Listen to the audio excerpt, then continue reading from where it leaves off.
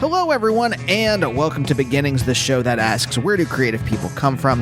My name is Andy. I'm the host of the show and a writer and performer based in Los Angeles, California. How is everyone doing? This is an incredible episode today. I'm talking to Eva Lawitz. If you don't know who Eva is, why don't I tell you her biography, at least as much as I could find online right now. Originally from Brooklyn, New York, musician Eva Lawitz has been playing music for most of her life. She played in the band Sister Helen for 14 years, and when they broke up, she formed Stimmerman in 2017. As Stimmerman, which I think I read is a uncorrupted, un-Ellis Island version of a family name, as Stimmerman, she's recorded a number of albums and EPs, and her latest undertaking will be released this May, so soon. And it's incredible. It is genuinely one of my favorite albums that I've heard in a long time. And so I reached out to Eva, as always. I don't have to explain the actual booking process for this show. I do often in this intro for some reason. I think in my mission to pull back the curtain, I pull it back a little too far into the clerical realm, which, no one, you want to hear what the email process is like when I email someone? Anyway. Not only is Eva's music fantastic, but she's an awesome person, and we have a really interesting conversation where we talk about everything from how our lives are ordered by algorithms to the house fire that changed her life and a ton of other things. So I hope you enjoyed this episode, and if you do, why not check out other episodes of Beginnings? You can do that wherever you get your podcast from. While you're there, why not subscribe?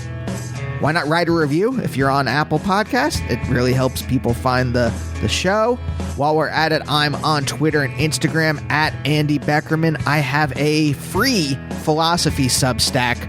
I write essays, I don't know, every 4 or 5 months. It's not a huge commitment for either you or me, but I think the essays are really interesting. And you can find it at theslowdystopia.substack.com. There should be a new one up there. If not today, soon. So enjoy that. Enjoy next week's episode with Oren M. Barchi. That is even though we were interrupted by the terrible internet that I have from Spectrum a number of times, it was a really cool talk. So stay tuned for that. But for now, let's talk to Eva.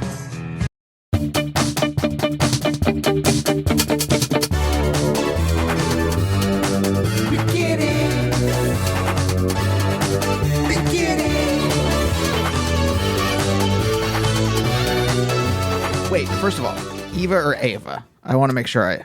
Thank you for asking. It's Eva with the nice hard E sound. Eva, great. All right. I will probably fuck up, and then I will listen back and be like, she said Eva right at the beginning. Just remember. It's okay. Everybody fucks it up. I'm just completely used to it. I don't know why it's one of these names that's theoretically... I think a lot of parents give their kid the name Eva because they assume it's going to be like a breeze, but...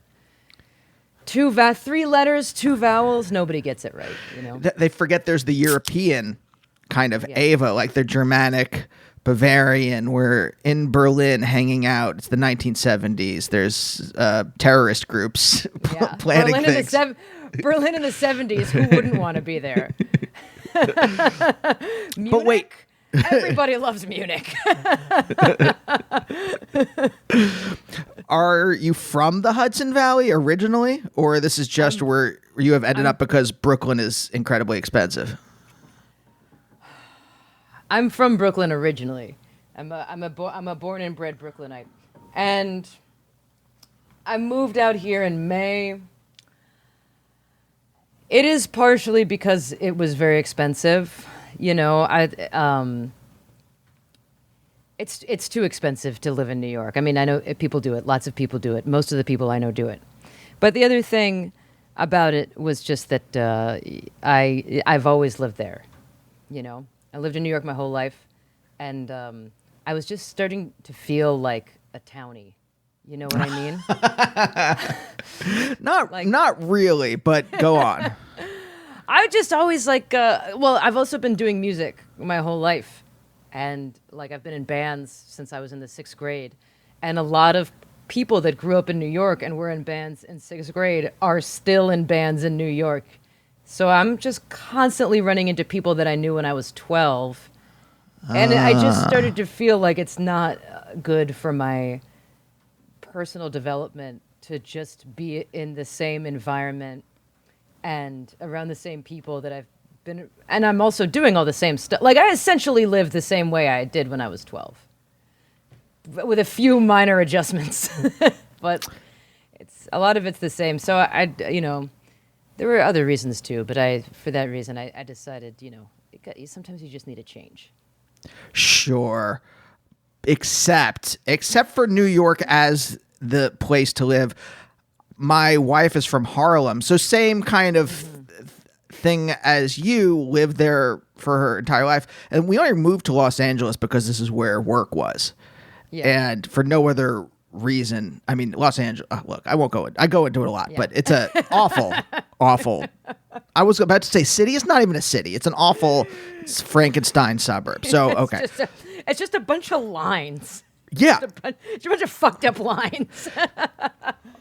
You're kind of joking, but you're also really right. It is. It's like, I describe it as if someone on coke, like the city planner was on coke, like alternatively coke and psychedelics, because the way the city is laid out makes no sense. No, the layout of the city is totally fucking deranged. Yeah.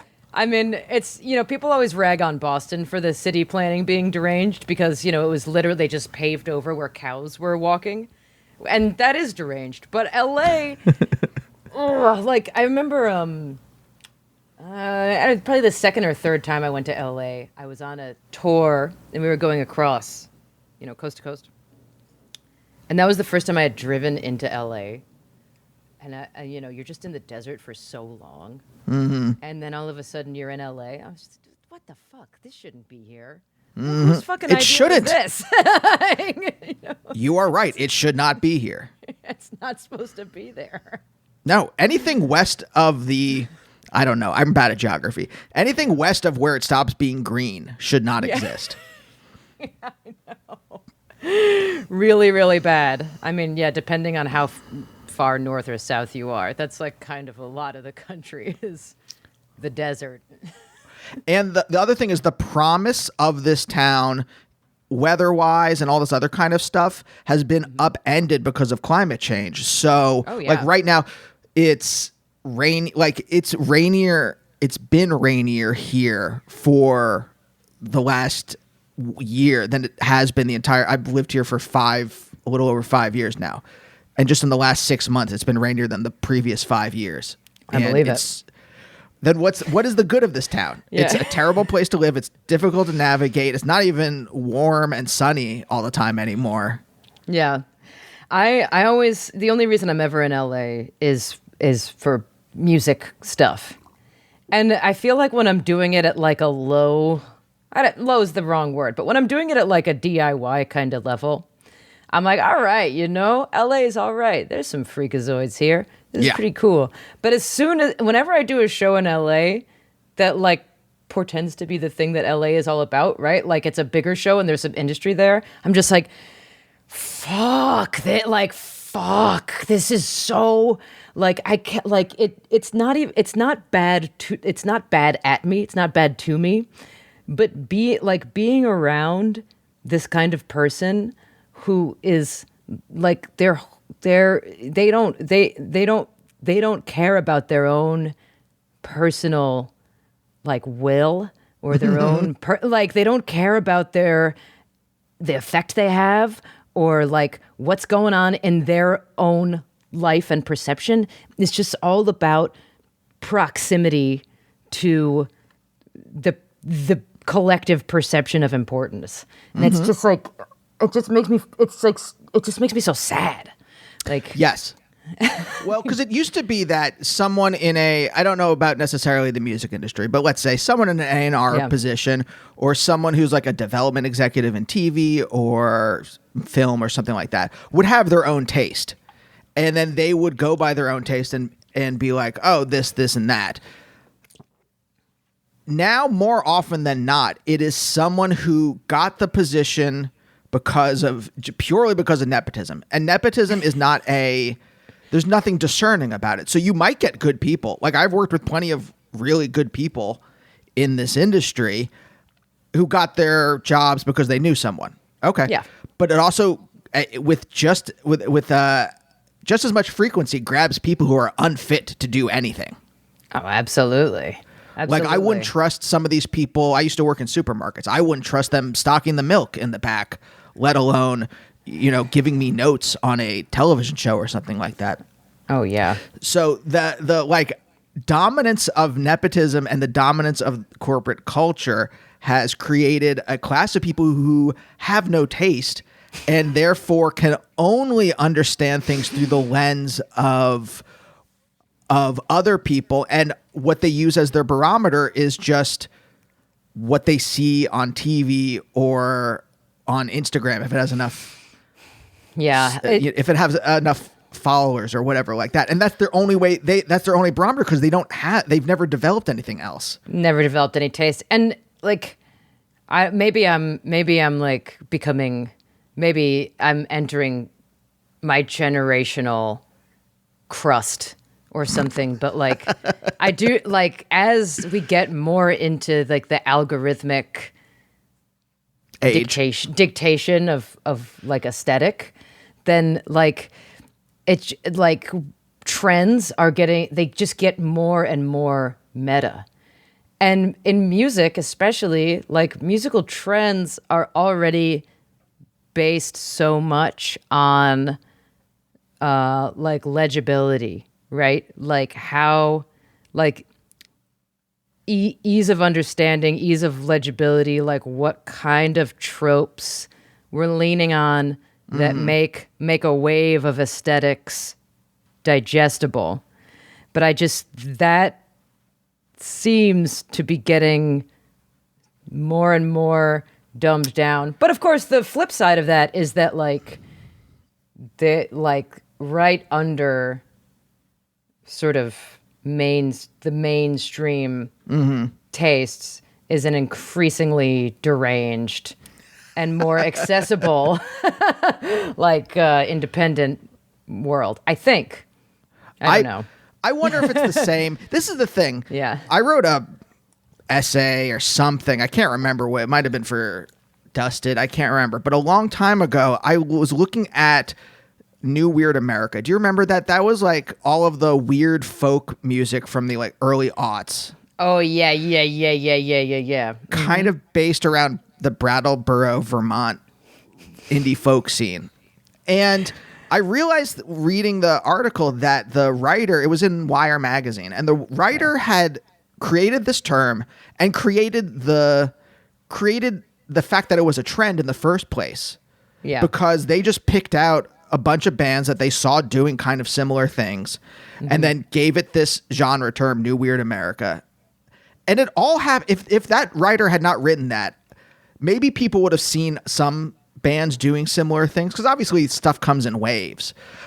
But there wasn't anything organic about that becoming a term necessarily, any more than an algorithm creates a kind of whatever the algorithm, as if there is one. But I mean, the algorithm is created by a human, probably a white dude. So probably a white cishet dude. So then you're getting their version of what they think needs to work. So it's almost, I don't know if anything's changed, I guess, except for the fact that that a human being has removed themselves one more level from making those decisions. Does that make sense? It does make sense. And it's like there is something about, well, first of all, like when we're talking about this phenomenon, right? We're talking about in like Brattleboro.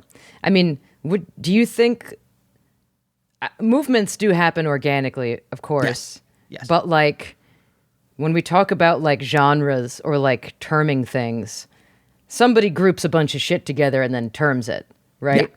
Like that's always a part of it, right? Whether it seems to have happened organically or not, without somebody like inventing the term and then describing to whom it applies. I mean, that's just what genre is. Right. Right. No matter how many things are in the movement, you know? But anyway, I do think that like maybe there's something like especially insidious about the internet, and I can't like put my finger on it exactly, like when we talk about like the algorithm or whatever, but like there's just such an overwhelming abundance of stuff, right? And like I think there's like I think it is the same as ever insofar as like the things that get a lot of attention are oftentimes these very like safe choices.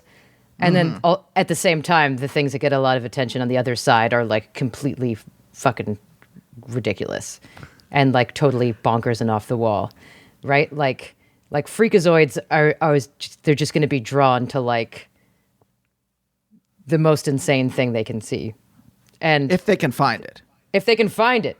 And the internet makes that more possible than ever to just, you know, whatever you know, like it's weird. It's like kind of nuts that like Black Midi is a popular band. You know what I mean? Like for instance, but then on the flip side of the coin, like tons and like if you go on like every week, I see a new person on Instagram who's like got like 4 million followers, and you know, they're like nothing but you know, big cars and red carpets, and I'm like, I have no clue who this person is. You know what I mean? Yeah. So like safety works better than ever, and being ridiculous works better than ever, but like it's like still a total game of chance. Okay, I think I've been trying to put some of this stuff together myself. Yeah. So here's the thing. Ever since I don't know about a lot older than you, but I'm older than you enough where when Nirvana broke out, Yeah. and I was in high school or junior high then, that it was revelatory to me because I hadn't seen anything that weird before in mainstream music, and the fact that they were so popular with essentially nonsense lyrics is somewhat unfathomable to me. And I wonder how much of... Okay, here's two things. One, I think all of culture is built by the wants and desires of the wealthy, who are the people funding the... And I don't think this part's that controversial, right? I think saying, you know, we all know that wealthy folks, ruling elite folks, and not in a QAnon way. I mean, just literally like people who own, like, we know Jeff Bezos owns the Washington Post. That's not controversial. Like, and I've read Chomsky. Would be fun. It would be fun if this took like a QAnon turn, though. That would be fun. No. This is I'm a fact-based leftist. But like I've read Chomsky and Herman's Manufacturing Consent, and I know what the filters are in media that push certain things to the top. And so I know that people in media will tend to push things that benefit the people who are paying the bills and depress things that are against their wants and desires or whatever, against the wants and desires of the wealthy. Okay, there's that in the background. I don't think that's that controversial at this point. But then there's this other thing. When you were saying like the weirdness of the internet, this is what I thought about that. There is an illusion that the internet is built by us, and that what we're seeing is other people. And I don't mean bots or something like that. Again, I'm not ranging into QAnon shit. But like we think all the stuff we're seeing, even knowing that there's algorithms that are pushing certain things, and even seeing how those algorithms work now that people have done a lot more research into them, we still think that there is still a human there giving us certain things and saying certain things to us. And I don't think that's true. I think some of it is true. You're seeing, like, obviously when you're like tweeting and you're just looking at your friends tweeting or your friends, you know, putting things up on whatever, right? You're seeing what your friends are, but anything outside of that circle, how does it get into your consciousness? And I think that if humans were allowed to just kind of be themselves, I wonder if we would be weirder, if there would be more Nirvanas that reach out from, the Aberdeen woods into public consciousness. I don't know. That's why I'm like, I think it's a much more complicated map of how weird everything is, or how weird it isn't. I mean, it's certainly very weird, like just surreal. Life is just surreal. It's interesting, like before we were saying like, right, we talk about the algorithm, and it's kind of like we're just 1 degree separated from like before, there was a human determining what becomes popular, and now it's just the algorithm designed by whoever that human would have been. It's kind of like, what's that? I'm totally blanking on the author and also the thing he said, but it's something like, people say that 1 times 2 is the same as 2 times 1. But 2 times 1 is not 1 times 2. It's actually 1,000 times 1, right? The difference between that one guy deciding and the one guy deciding what the algorithm is deciding, it's not really 1 degree. It's like 1,000 fucking degrees because of the nature of what the barrier is, And like, and I think, I think like there is sort of an element of like it's not really tragedy. Tragedy should mean something, but like a band like Nirvana, I think probably the closest we're going to get to that being at that level of popularity now is the aesthetics of it, right? Like somebody figured out how to put the right clothes on 21 Pilots to make it kind of seem like clothes or whatever, like, or I spent a lot of time teaching 11-year-olds until somewhat recently, and like, like kids love Machine Gun Kelly. No disrespect to Machine Gun Kelly. I don't know what his vibe is as a human being, but like, whatever. Do your thing, get the money. Feed your daughter. I don't give a fuck. But like, certainly, kids think that that's Kurt Cobain adjacent. You know what I mean? Because of the aesthetics, because of the fashion and the way that the videos are shot, and there's a guitar, which is increasingly rare, and like, I think that's like almost a thing that we do that prevents really actually subversive things, is just the aesthetics of the subversive, in the recent past. Yeah. To some degree, when I was in high school, there was a similar thing with like, I felt like a lot of indie, like a lot of like kind of like bullshitty indie rock had the like a lot of 1970s aesthetics, which much to my horror, we were the same distance from the 70s then as we are to the 90s now. So I guess it, it tracks. But like, there's that element of it, right? Like that mimicry actually prevents the substance of the thing. Because even though Kurt Cobain's lyrics were nonsense, I mean, the anger was real, the pain was real. Mm-hmm. I don't really believe Machine Gun Kelly, you know what I mean? But the thing that's cool about the internet, or like the sort of like Bandcamp era of, maybe we're in it or slightly past it, I don't know, is that there is like, I do think there's more room for actually weird and interesting and, intellectually stimulating stuff to get a little bit further than Pacific Northwest logging town. Right. A little bit. Maybe we've permanently prevented it from getting on the VMAs. But even Nirvana didn't want to be on the VMAs. So I don't know. But it is like, I feel like, I came of age loosely in like the 2000s, 2010s, and like the internet then there was like, LimeWire and MediaFire were really popular in like the early days of YouTube. And as an adult now, like in my 30s, I'm realizing that a lot of the bands that I thought were super famous they weren't. They're like cult classics, or like what bands? They weren't. Like Archers of Loaf, maybe, or like this band. Oh, like, yeah. Yeah, like when I was a teenager, I thought Archers of Loaf, I thought they were like the same as Weezer. You know what I mean? Because the internet had gotten that far. It's like if you were on LimeWire looking for Weezer, you would have found Archers of Loaf. And when you're that age, you're just like, these are all famous indie rock bands.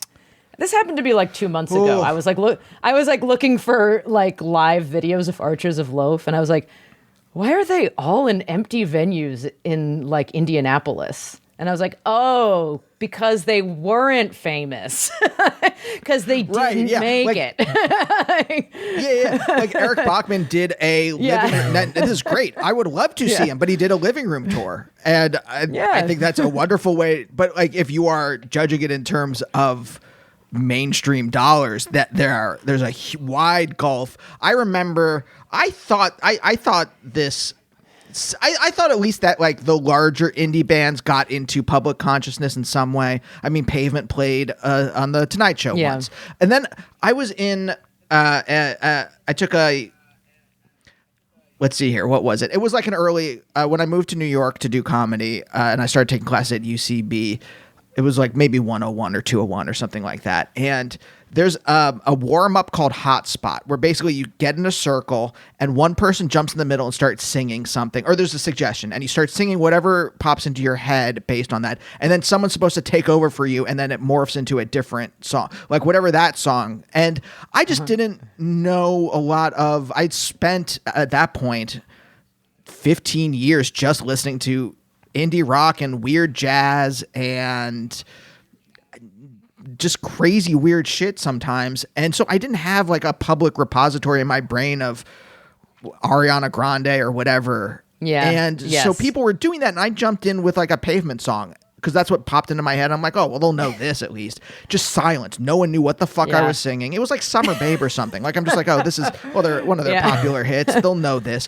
Nothing. And I'm just like, shit, I don't know what to, I'm like, I know there's some Billy Joel songs from my parents playing Billy Joel when I was a kid. And there's, obviously, like, there's some stuff that like I like Billy Joel. That'll get him. That'll get me in.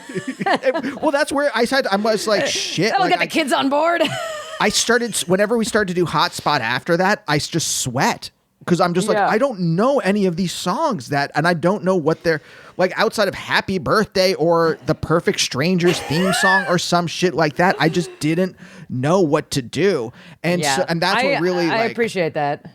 I think perhaps we can maybe come from a similar fallacy, maybe, which is like, to me, unless I really start, like, I have to intellectualize it to get out of this like basic incorrect truth that I am holding on to still, which is that if I know about it, it must be famous. You know what I mean? So I'm like,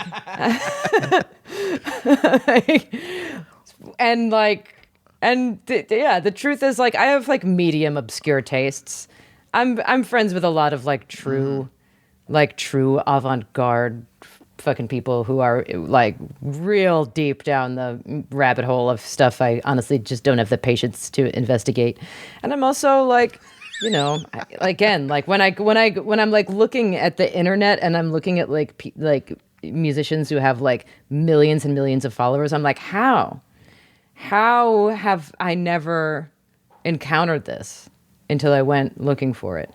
But that's like, it's kind of a beautiful thing, right? Because like, you don't like, it's almost like you can't find anything today unless you're looking for it, unless you're at CVS.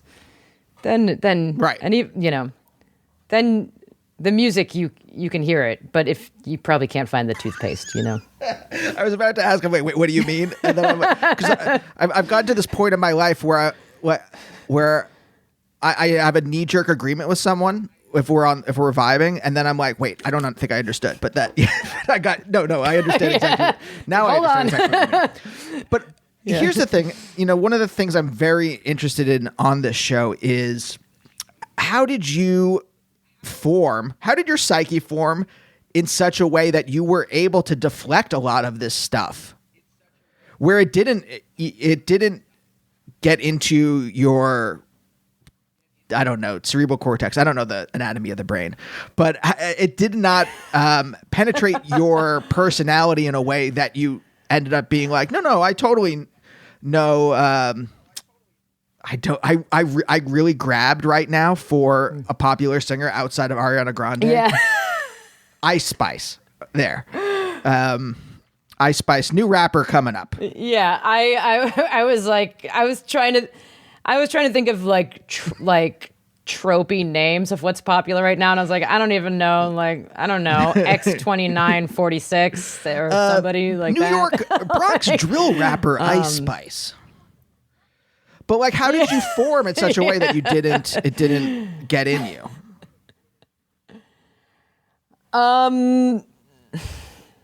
I think, well, there's definitely a more complex and true answer than the one I'm going to give you, because to give you the true answer, I think I would have to possess a kind of self-awareness and like, especially of my own history, that who can even have that? But like, my short and easy answer would be that I'm the youngest of three. My oldest brother is 10 years older than me. And, when I was growing up, and my mom is a musician, and my parents both really like music. So I had a brother who was 10 years older than me who had like a CD collection, and my parents are 40 years older than me. And so a lot of my tastes in like television and movies and music were shaped by people 10 to 40 years older than me. Mm-hmm. And as were my mannerisms and general outlook. Mm-hmm. And so I think by the time I was corralled into interacting with people my own age, I already had really outside mannerisms, really outside tastes. And I think I just doubled down on it. Like, immediately I doubled down on it. And I was just like, you guys like NSYNC? What about Motorhead? Like, and I think I just like, I also got into, again, on a very surface level, in a very surface level kind of way. Starting in elementary school, I got into, again, like kind of like a punkish aesthetic, right? Which was like, part of my personality is that I don't care what you think. Now, that wasn't true, of course, but like, I had a reference point for how to utilize that and in what circles it could be considered cool. Mm-hmm. To be like, I do have outside tastes. And I guess like, the thing is, there's plenty of hyper popular stuff. I think that I'm drawing a blank now, but I think there's plenty of hyper popular stuff that I do like. And there's nothing wrong with liking stuff that's hyper popular. A lot of it is very, very good. Yeah. But I also think that if part of your interest is that you're interested, as an example, music, you're interested in music, and all of your tastes are just things that are currently being marketed, right? It's like, I don't know. It's almost like an absence of taste, right? That's that's like a thing that we all sort of, if we have even a whiff of snobbishness in us, that's what we think. And like, and I have more than a whiff, but yes. And so like,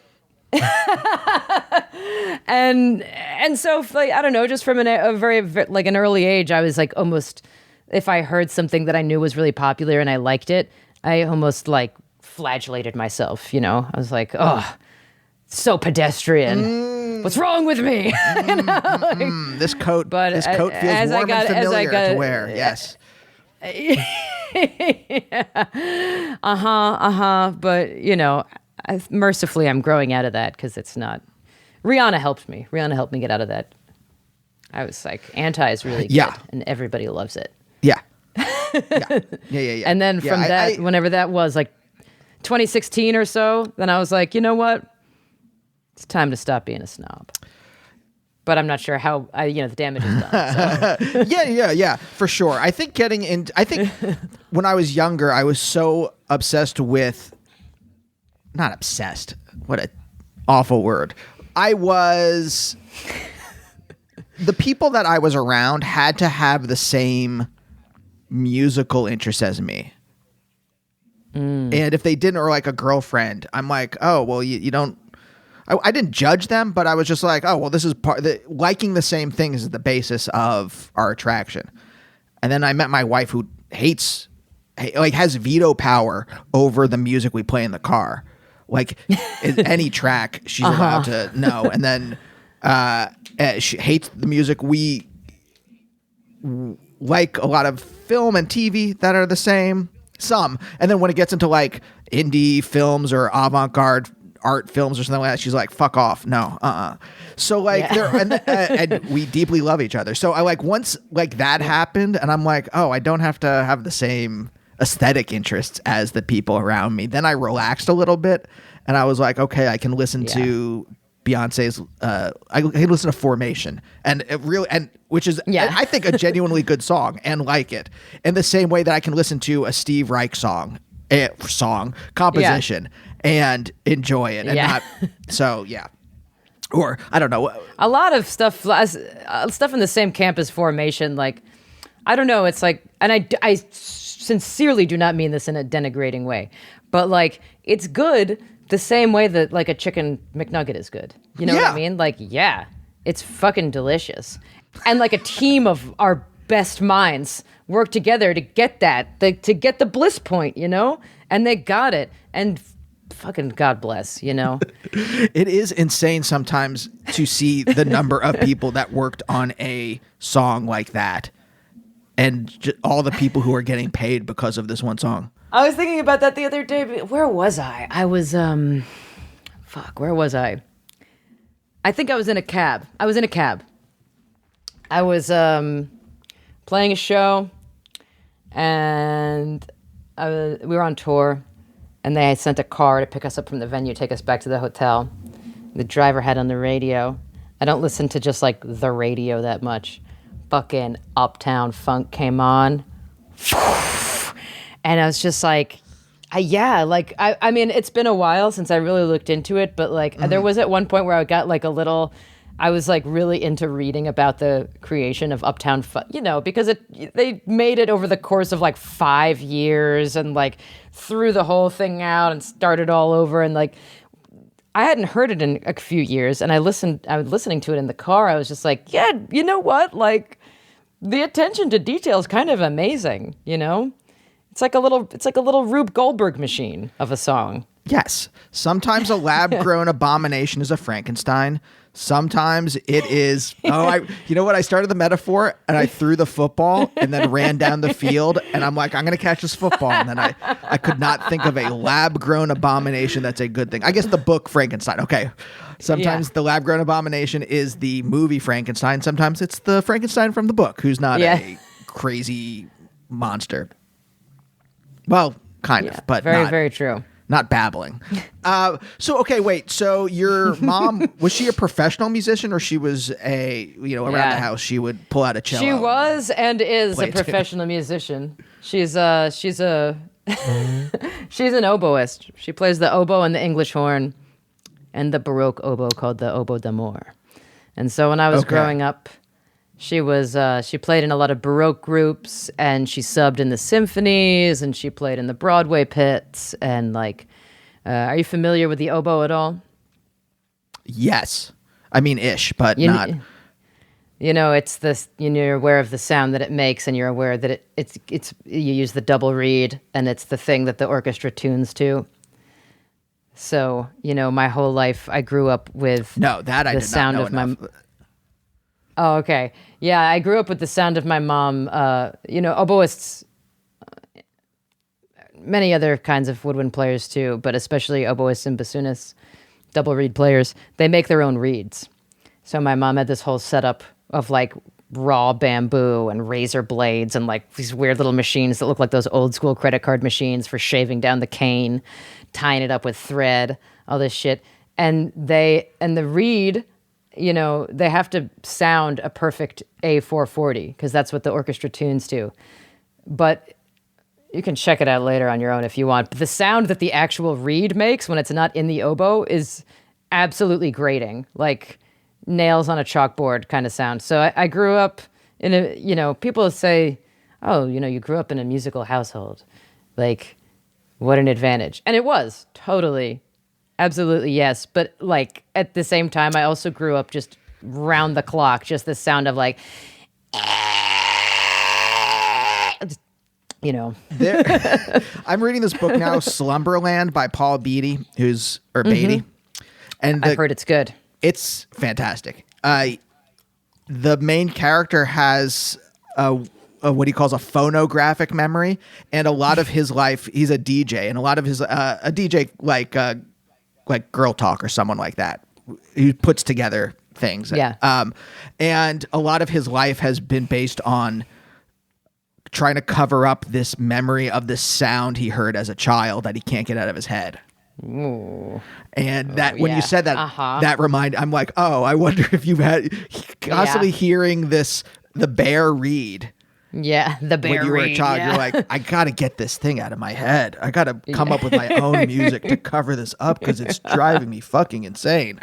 I think it did foster my love of music insofar as, you know, in the 90s and 2000s, there's like not that much auditory distraction that you could create besides the Walkman and the Discman and the headphones. Mm-hmm. So like it was so loud all the time in my house growing up, not just because I grew up in New York City. It's always loud. It's just loud. It's loud there. But the reed making, my mom practicing the oboe, my older two brothers practiced the piano.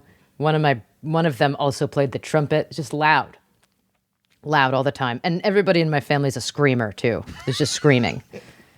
Not Jewish family? Yeah.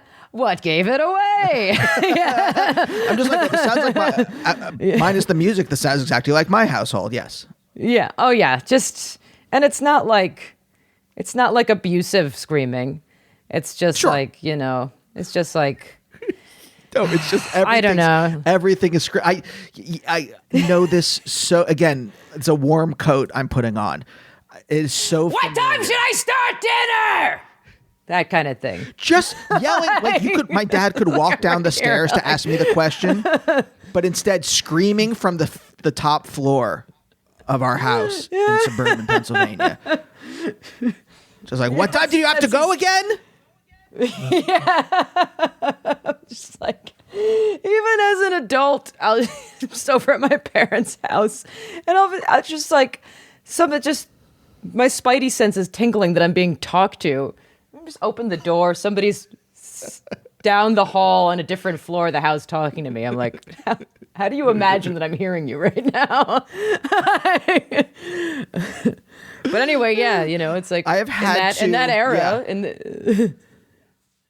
headphones, but go on. Yeah.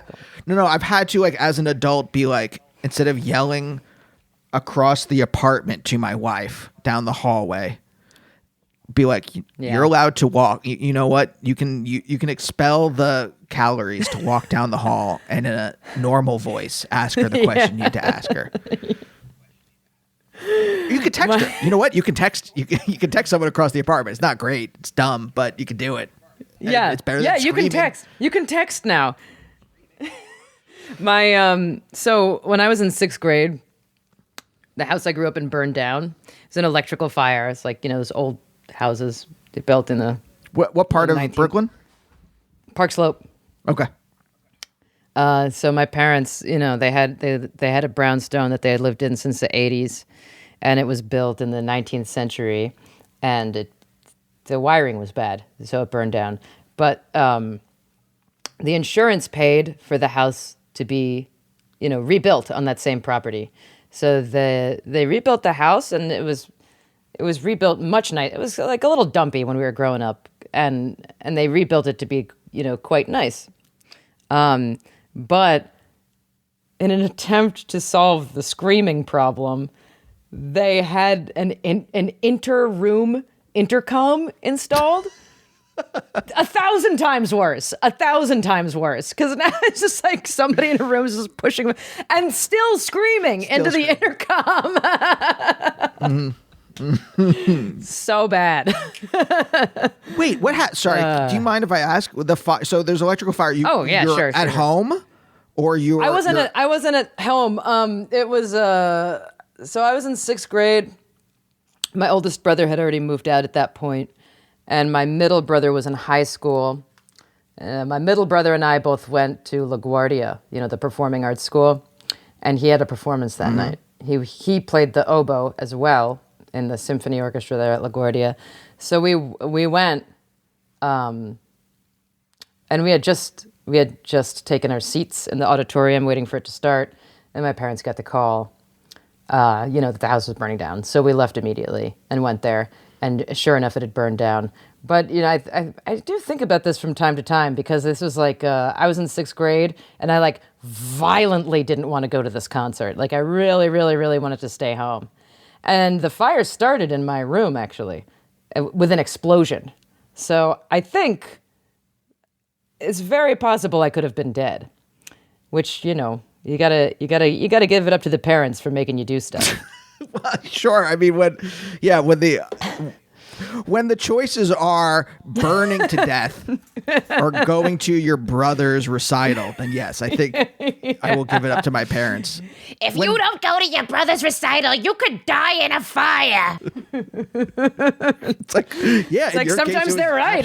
True. Sometimes they're right. Yeah. When my parents wouldn't let me see Fugazi because the next day I had the PSATs, that was a terrible... That choice, that was awful. But in this case, yes. That was an affront to your humanity. Yeah. Honestly, yes. And it took me another 7 or 8 years to see Fugazi then after that. And the SATs didn't matter at all, so. Well, yeah. I mean, in the long run. After I left grad school to go do improv in a basement in Chelsea, then yeah. It turns out no one gives a shit. Turns out entertainment... No one gives a shit about the grades I got. No one cares about my master's degree. That just doesn't. It's not even relevant. Oh, you didn't think that bit was funny? Well, guess what I got on my SATs? I wasn't even... SATs were good, not great. So I can't even really use that part. It's even funnier if you got a mediocre score. Yeah. Well, hold on. I said good. I didn't say mediocre. Okay. Don't... Did anything change? That seems to me to be such a traumatic thing, having your house burned down, that... definitely. I don't know how I would have deeply handled traumatized that. by it. I think I was deeply traumatized by it, but not in... I can't really tell. Either I've unpacked it, and it's all good, or it's traumatized me so deeply that I don't even know where to start. But it seems like it happened so long ago that I'm sort of I feel like I felt all my feelings about it. But yeah, I mean, it was rough for sure. We lost everything. And then there were a tumultuous few years after that, because we lived in a hotel for a little bit, and then I went to go live with my cousin in Boston. And then we lived in temporary housing, which was super weird. And in retrospect, I can sort of look at that period of time and make a lot of sense of it. But when I was in 6th, 7th, 8th grade, I didn't really understand that I was traumatized. I feel like this was also, I'm sure you can relate, people who are young today, people who are pubescent-ish today, there's, trauma is part of our vocabulary. It's part of pop culture vocabulary. And people my age, older, I feel like that really was not the case. I didn't understand what being traumatized was. I was just wow, I got way dumber. I just all of a sudden started doing really bad in school, and I got all weird and turned into kind of a loner. And I was just I don't know, guess I'm dumb now. I couldn't make, now of course I'm oh yeah, sure, of course. What kind of fucking sociopath would have been doing well in school under those circumstances? Yeah. But eventually I feel I think in the long run that experience made me less materially attached. That's what I was going to ask. I have such a fear of... I mean, I have a fear of death and a fear of the material, literally the material I'm made of, right? But also of just losing my stuff. And I don't have a lot of stuff, and I don't gain possessions just to have them. You know, I have a book collection, I have music, I have my computer, musical equipment and stuff behind me, and certain things. Yeah. But like, I am so attached to the physical. Not that I would want to, or I think it was good for you to go through this, but I wonder if like there's on the other side of the trauma, there's less of an attachment to just like physical junk. It's much easier for me to justify throwing things out, for sure. I do feel like emotionally attached to inanimate objects in a way that, like, I'll find some like envelope that used to contain like a letter that I liked, and I'm like, oh, I can't get rid of this. You know, this piece of paper is special. But then I'll be like, what the fuck am I talking about? Like, and I just throw it away. And I mean, it just, when something like that happens to you, it crosses your mind. You know, some days I'll just look around and be like, what if I lost it all? And I know the answer. The answer is, yeah, it would be okay. Pay your insurance premiums. It'll be okay. Like, as long as you don't go in the fire. So let me ask you a question though. You have a fear of death? Yeah. What is that like? Well, yeah, I'm Jewish. Yeah. I feel like my Jewish upbringing made me not afraid of death. I feel like because I feel like I just feel like, okay, this is there's obviously I'd feel remiss if I didn't begin by saying, like, obviously there's so much more to being Jewish than being like traumatized and hearing about the Holocaust. But like, yeah, there's taluses and mezuzahs, but other than that, yeah. There's a lot of stuff, and there's a lot of good stuff in there. But I do, like, my grandparents' generation, right? That was the generation that was in the Holocaust. And like, so I mean, I grew up painfully aware of that. And like at a very young age, seeing like, those images, reading the narratives. And I in some way, I think it desensitized me to death. And maybe because my parents were a little older too. I went the other direction. You just got scared? I feel like I'm very desensitized to death. I think I don't...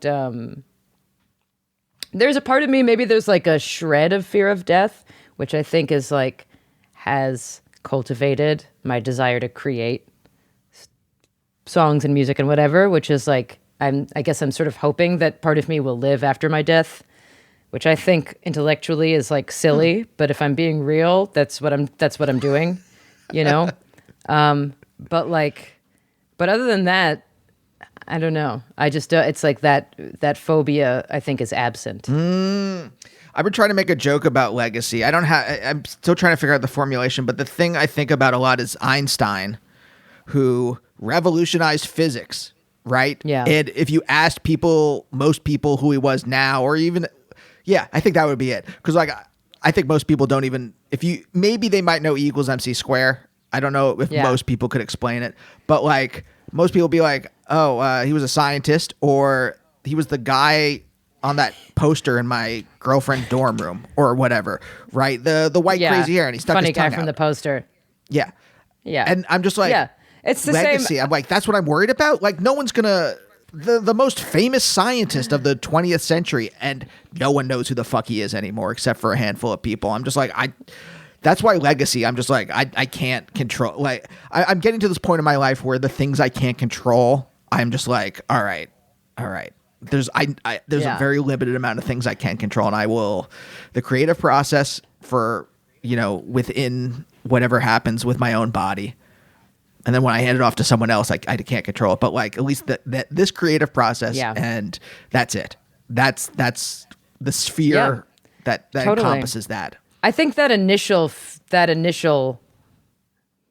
now years old desire to leave a legacy behind lit the flame for me of like wanting to hone the creative process. And now, of course, the process is actually just the thing I enjoy, because it's very gratifying to complete something. But I still think somehow on a subconscious level, that is how like whatever fear of death I have left, that's how it's manifesting. Somewhere in my mind, it's there. When I finish something that I think is really good, I'm like, this is it. This is the one that they'll, like, They'll play at my funeral. Yeah. Oh, hell yeah. But like, I think it's like, yeah. I mean, it's very humbling. The period of my life that I spent teaching kids, like, that's very humbling in that way, right? Because like an 8 to 11-year-old, unless their parents or older siblings or whatever are super into music, like they largely don't know the people who I would consider to be immutable legends, and that's fine.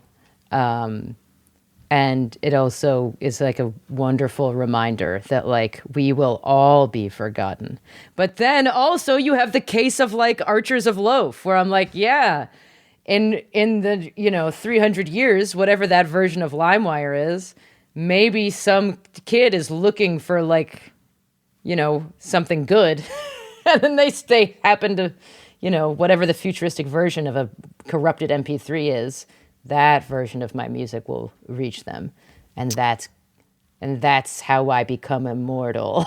But it's not you. This is the thing that like that way.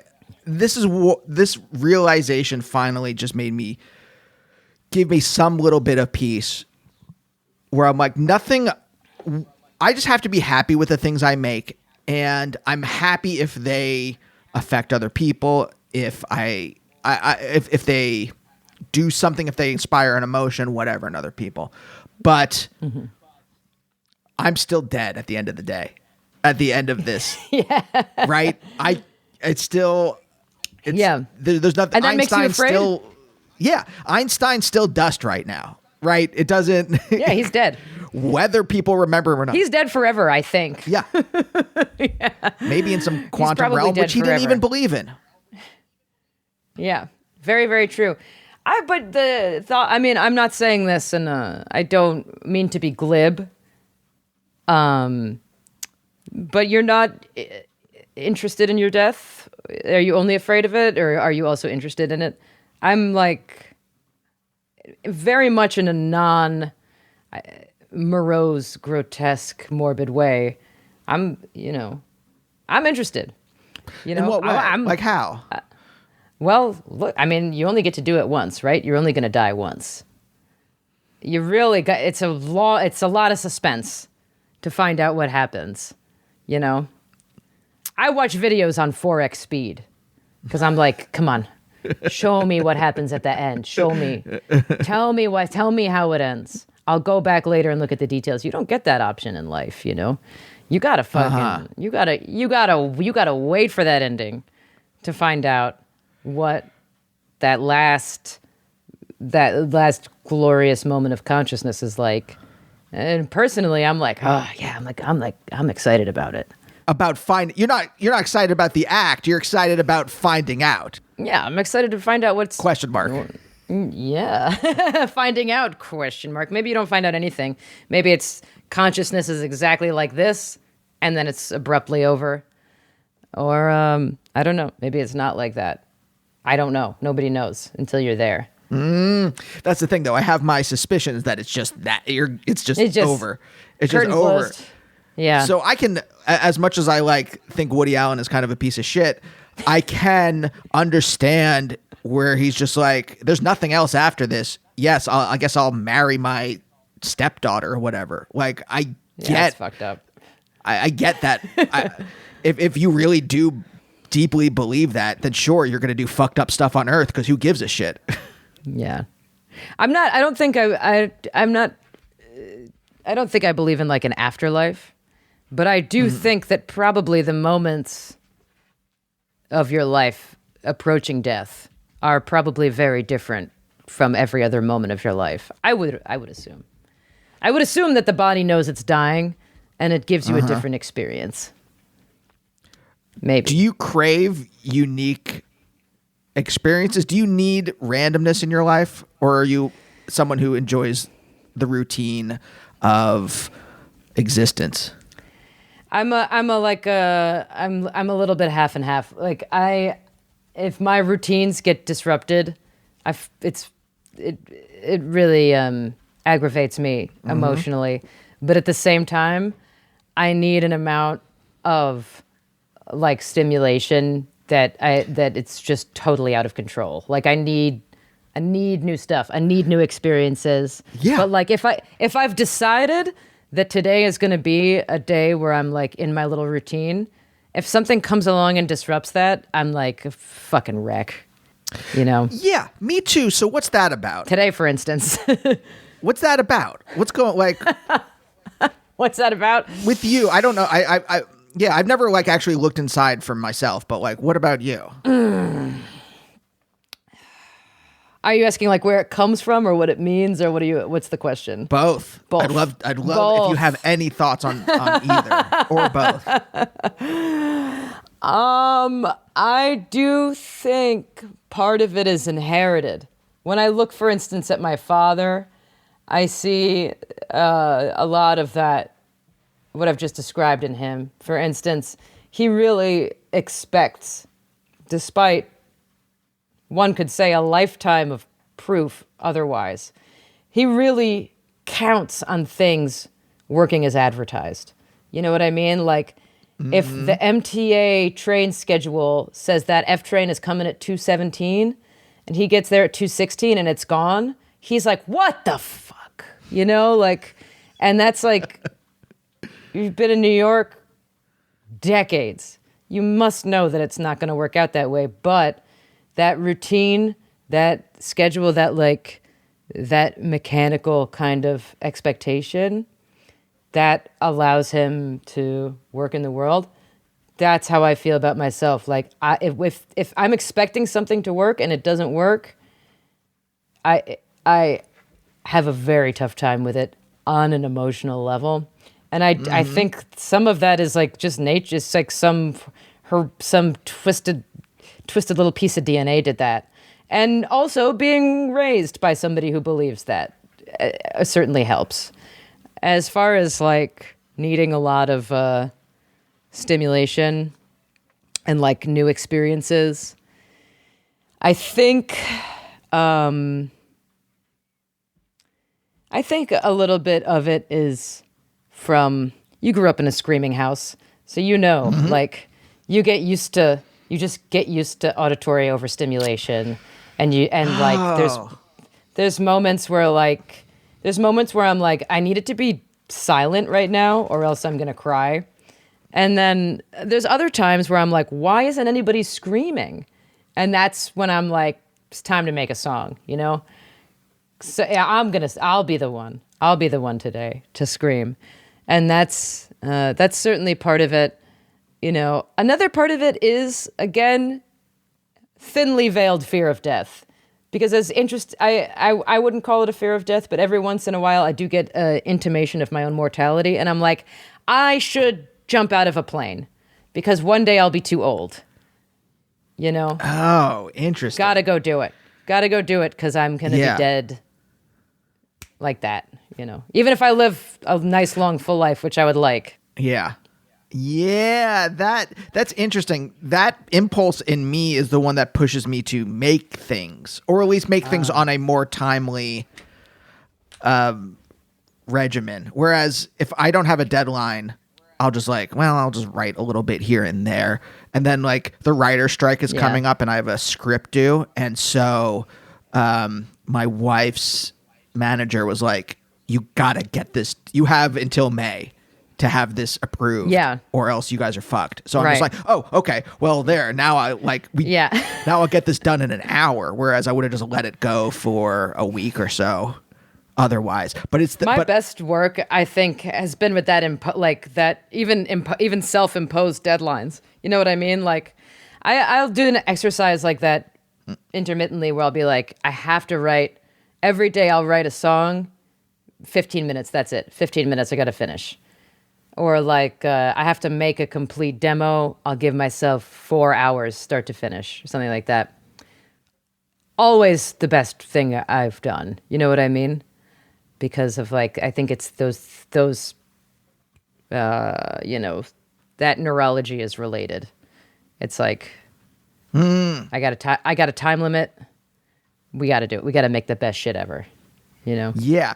So literally deadline is in your mind. There is some kind of, I don't want to say analogy or something like that, but in my mind, there's like a wispy thing. There's connecting that with your own actual in the future at some point death. And so the death line, the deadline of the death line. yeah. And so some of those emotions travel along that wispy thing in my brain, and that I'm imagining connecting those two things. Yeah. And some of the emotions travel down the little wispy line, and then you're like, and then it motivates you to like, okay, I got to actually do something. It's got to be good. Absolutely, and also like, I mean, probably at least once every 48 hours, I'm like, do I really want to get to the end of my life without doing X, Y, Z? Yes. And then it's always just something that I'm like, I'm sure when I am on my deathbed, I'll be like, yeah, I mean, skydiving was fine, but like, did I really need to do it? I don't know. I mean, it was okay. You know, but it's, you know, things like that. It puts a little, you know, fear of God in you or something. Yeah. Wait, have you skydove? Is that? I did once. Yeah, I skydove. I don't know. I did it once. Skydive. You're right. Yeah. See, that's the thing. I can imagine myself crumpled at the bottom of a 12 stairs. Yeah.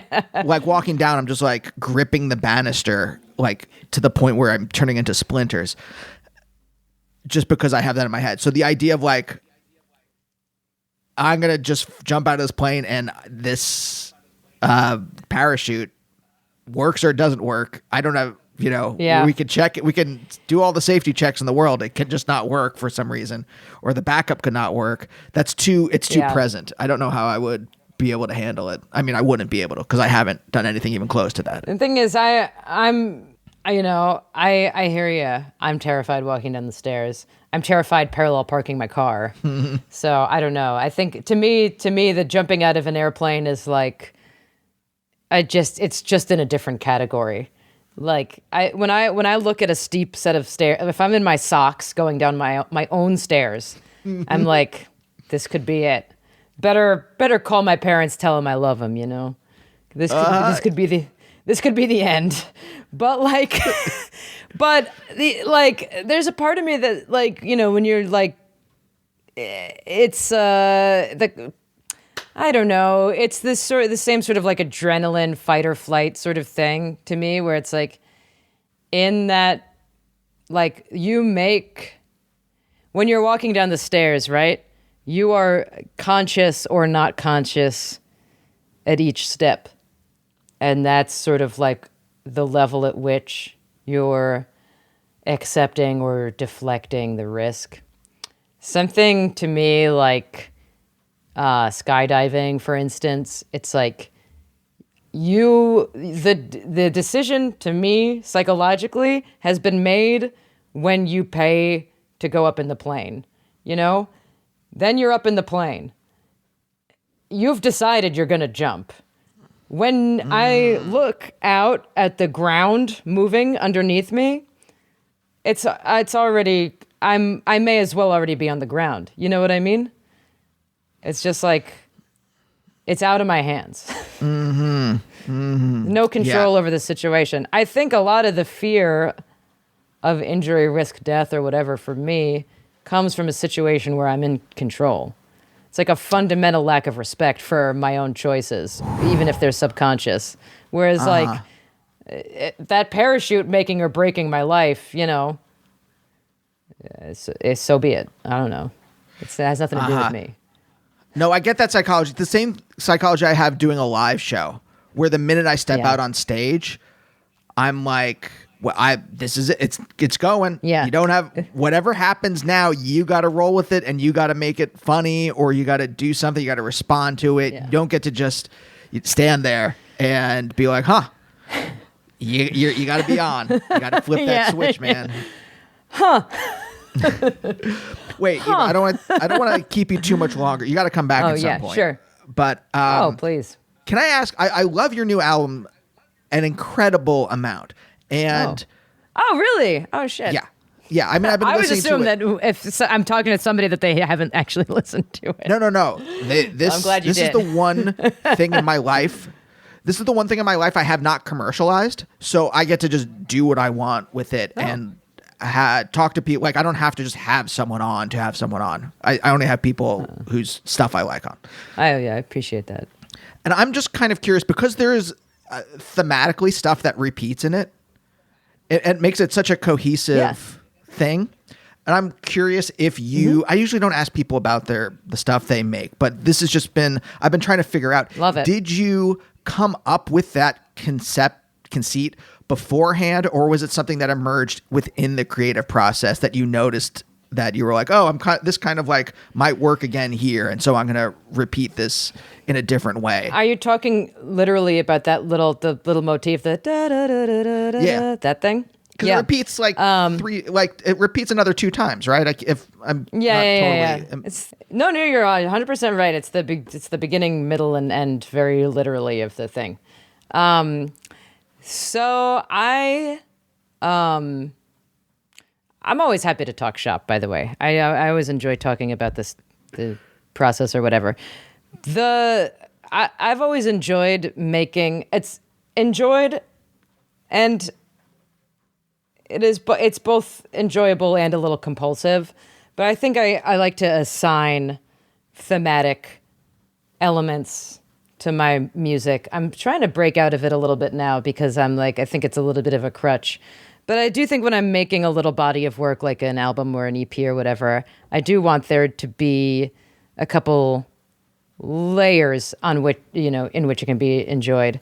So I did make the conscious choice to have a little musical motif at the beginning, middle, and end. But the way that particular thing came about, a lot of the way that I've collected ideas for songs in the last few years has been like the ideas come to me pretty quickly, usually when I'm kind of like mindlessly doing something. So I record them really quick on my phone, and then, after a few months, I'll go through and like kind of categorize the little ideas. And all 3 of those songs that are the beginning, middle, and end, they were really all basically supposed to be ideas for one song.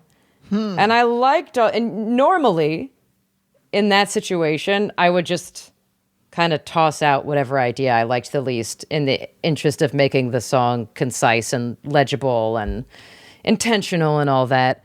But I liked all of them for different reasons. And if you listen, of course, you'll hear that between the first, whatever it is, 5th and 8th song, there's like quite a lot of material, all things considered. So like, I didn't really want to throw any of it away, and I did sort of see that opportunity of just like, well, this'll push me to create a overall more coherent album, because I'll have this kind of like beginning, middle, and end motif, and I'll have to, in terms of the arrangement and in terms of the lyrics, figure out a way to, have a beginning, middle, and end that feel like they're part of a whole. And I think it really helped that album in particular because stylistically, the songs are kind of all over the place. There's like a lot going on across 8 songs, I think. Yeah, I can see that. And then it's held together by these 3. Yeah. It's just, I have not, one of the things that I've tried to do, and I'm a dilettante at this point when it comes to music, but like there was a point in my life where I was trying to merge kind of like avant-garde composition and pop songs. Nice. Because I liked both those things. I liked Terry Riley and I like Superchunk. So, okay, what's at the crux of these ideas?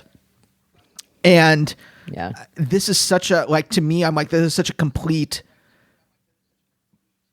version of that. I'm very happy to hear you say that because, like, I think that is what I'm trying to do. I'm always like, my process with my own you know what? Let's not call it a process. It's my neurosis with my own music is like, I feel like I'm really into it when I'm making it. Super duper into it when I'm making it. Super detail oriented. Really believe in it. Usually once it's mixed, I'm like, this is bullshit. This is the worst thing I've ever made. I'm embarrassed. I can't believe I sank money into this. I'm an idiot. And then, you know, after a couple years, I'll be like, I'm a genius. You know, like once, once I've given it some space. But but anyway, all that to say, that is essentially what I'm trying to get at, right? Like with this one, at least, I did want to sort of like simultaneously try to stretch my chops with like really deliberate like songwriting, but also like I'm also more like attached to like the avant-garde than I've ever been. So I'm glad that it was legible that way, if only to you. I don't think. Look, I'm not that weird. I think if it's legible to me, it will be legible to a lot of other people. Good, I hope. Maybe not my wife, but a lot of other people. Eva, thank you so much for joining me. Thank you for having me. It's been a lot of fun. It was lovely to both know you as a musician and now as a human being outside of the creative realm. It was a great talk. Thanks. Thank you. And we'll see you next time. Bye. Bye, oh, bye, oh, bye, oh, bye, oh, bye, oh, bye, oh, bye, oh.